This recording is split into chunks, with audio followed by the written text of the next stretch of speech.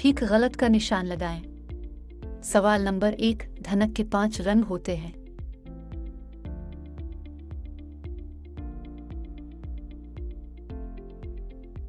सवाल नंबर 2, बारिश के बाद मौसम खुशगवार हो जाता है।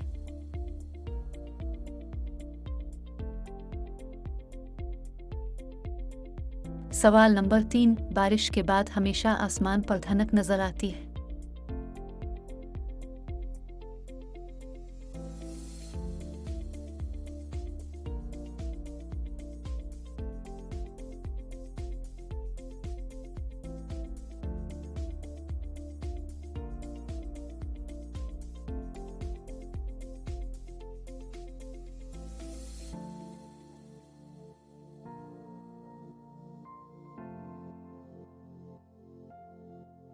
सवाल नंबर 4, हर चीज बारिश के पानी से धुल जाती है।